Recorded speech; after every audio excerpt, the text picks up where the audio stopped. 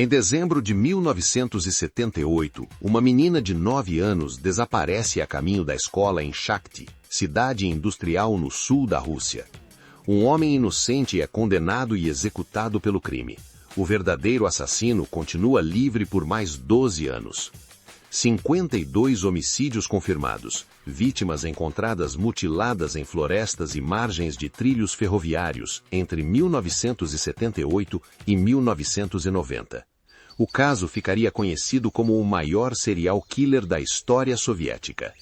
Andrei Romanovich Chikatilo tem 42 anos em 1978. É professor de literatura em Shakhty e funcionário de uma empresa estatal. Os vizinhos o conhecem como um homem quieto e sem problemas. Em 22 de dezembro de 1978, Helena Zakotnova, 9 anos, sai da escola e não chega em casa. O corpo é encontrado dias depois no rio Grushevka. Ela havia sido estrangulada e esfaqueada.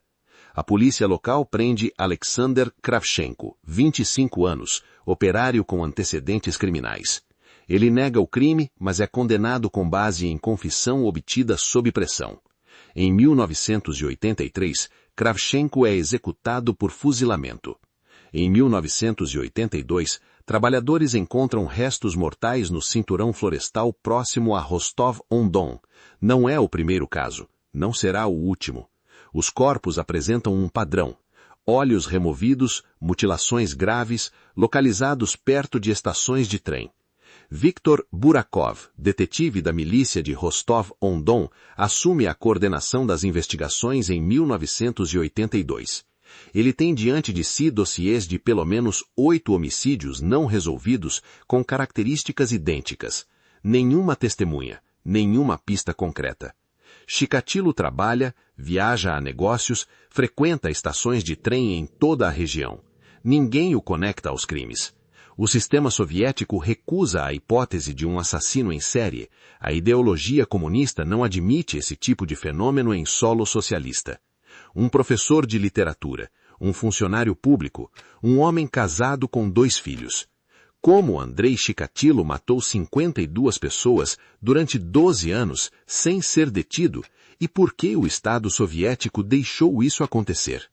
Andrei Chikatilo nasceu em 16 de outubro de 1936, na aldeia de Yablushne, na Ucrânia soviética. Era o auge do Holodomor, a fome forçada imposta por Stalin, que matou entre 3 e 5 milhões de ucranianos.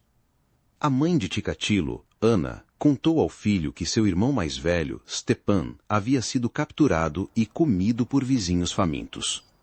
Nunca foi confirmado, mas Chikatilo carregou essa história pelo resto da vida. Na adolescência, Chikatilo descobriu que sofria de disfunção erétil. Na escola, colegas se lembravam de episódios de humilhação pública. Ele tinha dificuldade de se defender fisicamente e era frequentemente intimidado. Em 1963, Chikatilo casou com Faina Odnacheva, uma mulher apresentada por sua irmã. O casamento foi arranjado. Faina descreveria anos depois que a vida sexual do casal era mínima e irregular. Eles tiveram 2 filhos. Em 1978, Chikatilo trabalhava como supervisor de abastecimento em Shakhty. O cargo exigia viagens frequentes por toda a região de Rostov. Ele tinha acesso irrestrito a estações de trem, mercados e terminais rodoviários.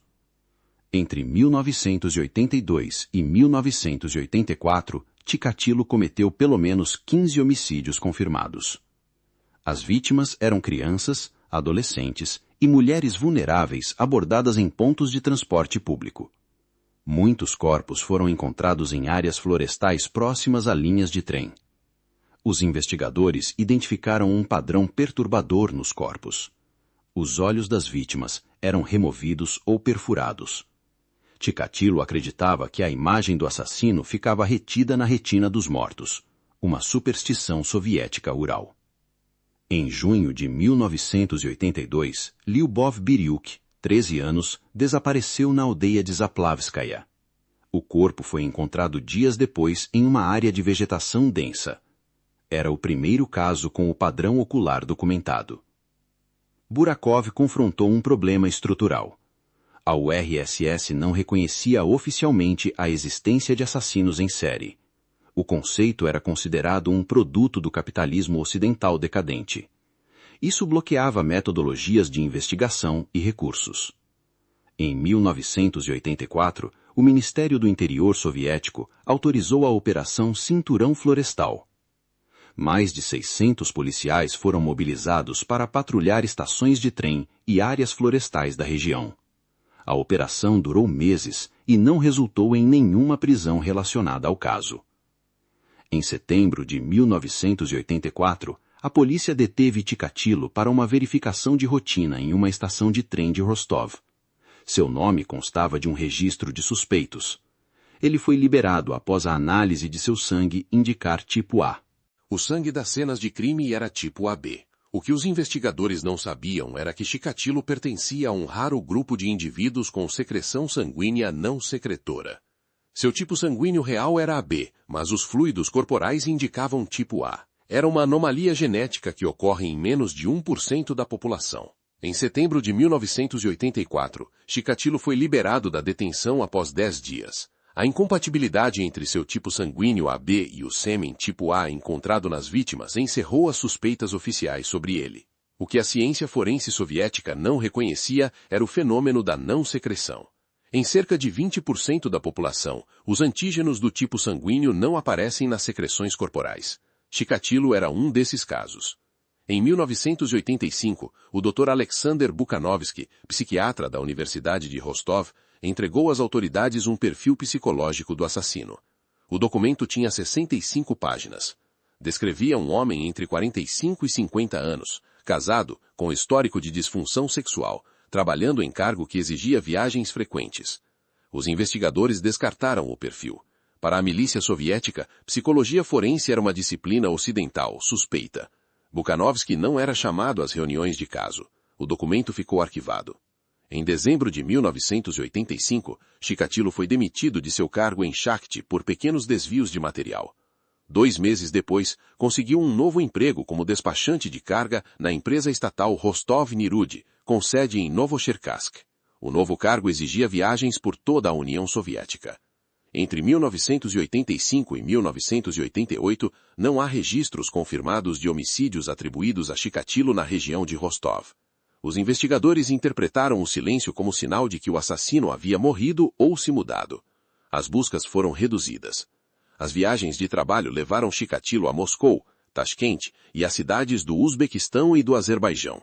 Em 1988, 2 homicídios com o padrão reconhecível foram registrados em regiões fora de Rostov. As polícias locais não conectaram os casos. Em 1988, Chikatilo voltou a cometer crimes na região de Rostov. Em agosto daquele ano, uma mulher de 18 anos foi encontrada morta próximo à estação ferroviária de Krasny Sulin. Em novembro, mais um corpo. O padrão de mutilação era idêntico aos casos de 1982 a 1984.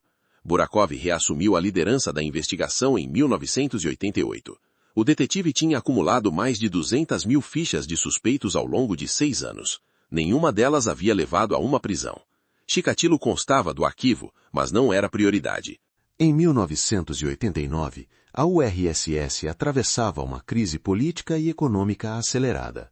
As repúblicas soviéticas exigiam autonomia. A milícia lidava com novos tipos de criminalidade urbana. Os recursos destinados ao caso do assassino florestal foram cortados novamente. Entre 1988 e 1990, Chikatilo cometeu pelo menos 9 homicídios confirmados.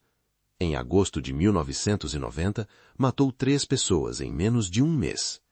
Em outubro de 1990, o procurador Issa Kostoyev chegou a Rostov com poderes do governo central de Moscou para assumir a investigação. Em 6 de novembro de 1990, Svetlana Korostik, 22 anos, foi encontrada morta na floresta próxima à estação de Don Lescos. Um policial à paisana havia observado Chikatilo saindo da mata naquele dia com manchas na mão. O nome de Chikatilo foi reportado ao comando. Desta vez, ninguém o ignorou.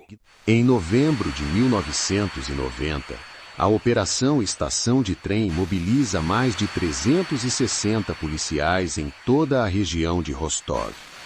Cada estação, cada ponto de ônibus, cada saída de floresta é monitorada. Os investigadores acreditam que o assassino usa transporte público para se locomover entre as vítimas. Em 20 de novembro de 1990, um agente à paisana observa Andrei Chikatilo saindo da floresta próxima à estação de Don Lescos. Ele tem uma mancha de sangue no rosto e um ferimento recente no dedo. O agente registra a ocorrência e transmite o nome aos superiores. Os registros mostram que Chikatilo já havia sido detido em 1984 e liberado. Dessa vez, Burakov solicita uma verificação completa de antecedentes. O nome de Chikatilo aparece na lista de suspeitos originais da investigação. Ele é preso em 20 de novembro de 1990.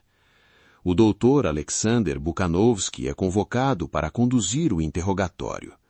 Em 1985, ele havia escrito um perfil psicológico do assassino sem nunca tê-lo visto.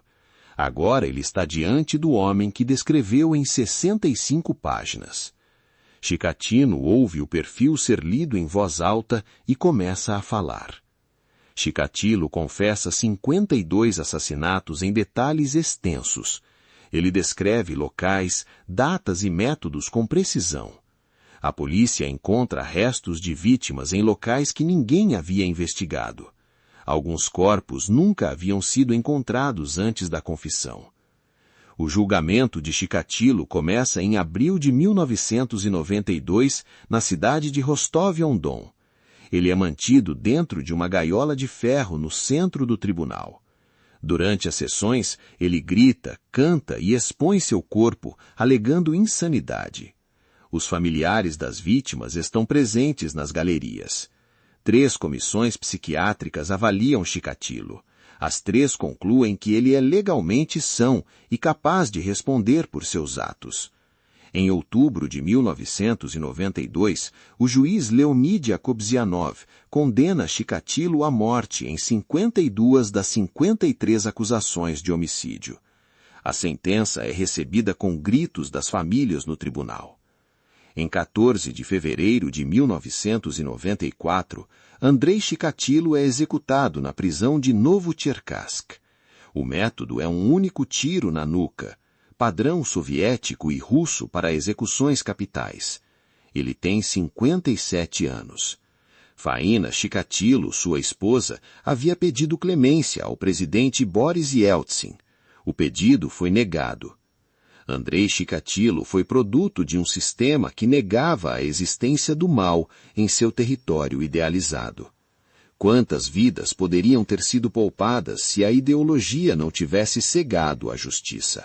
E quantos outros monstros caminharam despercebidos pelas ruas de um império que se recusava a olhar para suas próprias sombras? Este caso transformou a criminologia russa e expôs as falhas estruturais de um Estado que preferiu condenar um inocente a admitir que um serial killer operava em seu território. Se você quer continuar acompanhando casos que a história não pode apagar, inscreva-se no canal, deixe seu comentário e compartilhe com quem precisa conhecer essa história.